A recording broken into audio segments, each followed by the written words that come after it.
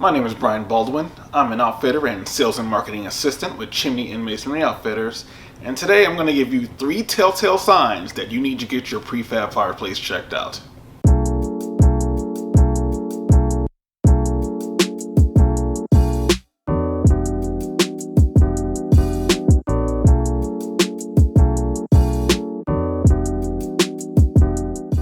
Sign number 1. Check out this chase cover.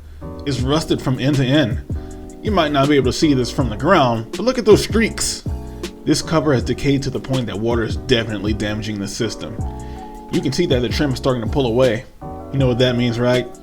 More snow and water is going to get into your house and cause more damage. Don't put this one off. Sign number 2. On the inside, if you have one of these fireplaces, you want to be sure that there are no gaps between the system and the hearth, as Tim explains here. Same thing with hearth. A lot of times, they build these hearths on wood floors and the hearth will sink a little and it'll open up this joint right here.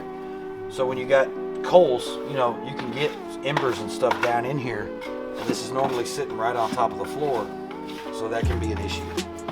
So yeah, these seams are important, especially on prefabs. Sign number 3. These are cracks on a panel on a prefab chimney. Relax, you're going to get these. It's inevitable, it's part of the process. There's no need to worry as soon as you see one. Just know this. The tolerance for the damage is 1/16 of an inch, about big enough to put a nickel in. You still want to get your fireplace checked out annually if you're using it. There could be a disconnected liner, your liner could be warped, or there could be other interior issues that you just won't know about unless you have a chimney sweep check it out for you.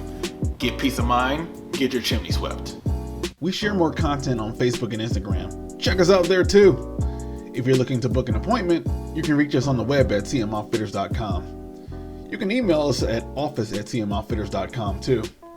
Lastly, you could just give us a call. Our number is 317-500-1250.